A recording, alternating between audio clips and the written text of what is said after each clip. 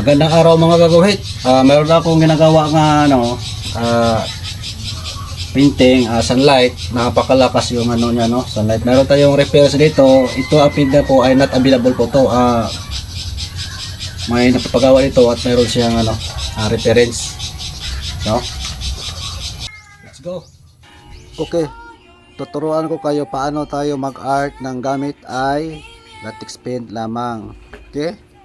Una, lagyan natin background yung puti at saka kukulayan na natin light yellow ang tinitira natin kasi sunlight, no, at saka lagyan natin ng light brown sa baba. Lagyan natin itong mga puno ng kahoy, so lagyan natin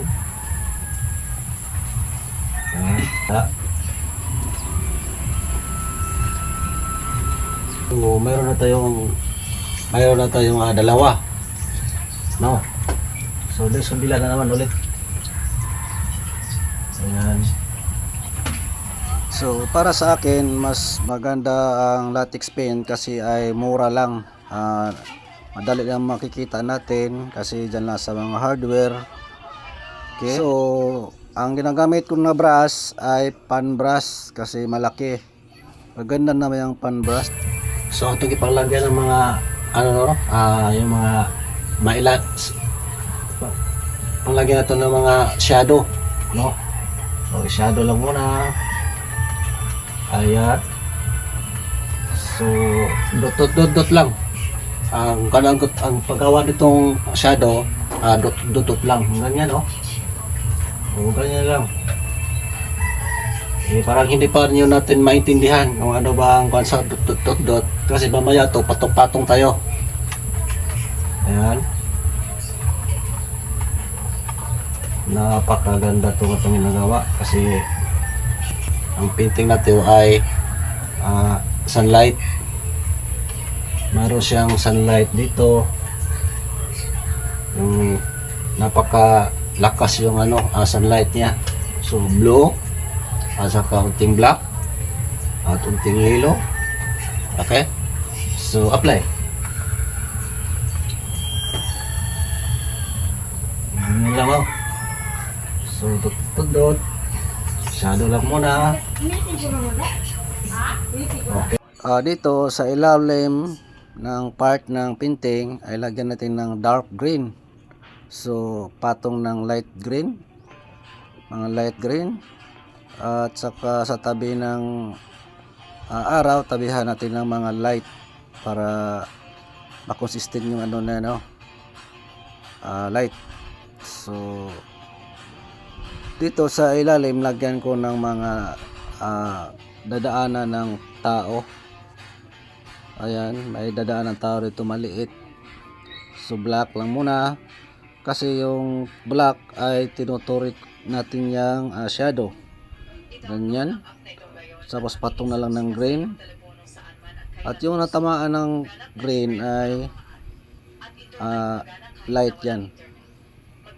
Ganyan, lagyan natin ng sunlight. Ayan, napakalakas yung sunlight niya, no? So after dyan, patungan natin ng mga ugat ng kahoy.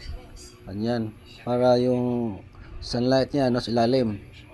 Ayan, tapos patong na naman ulit na ito ng dark green yung dahon para ma-emphasize yung ang mga leaves. Ayan, patong na tayo ng dark green, tapos naghalo ako ng kunting yellow para mukontra siya. Okay, sa part ng malapit sa sunlight ay pinaka light na po. Ayan, tira natin ng light yellow dito, lagyan natin yan lagyan natin ng light.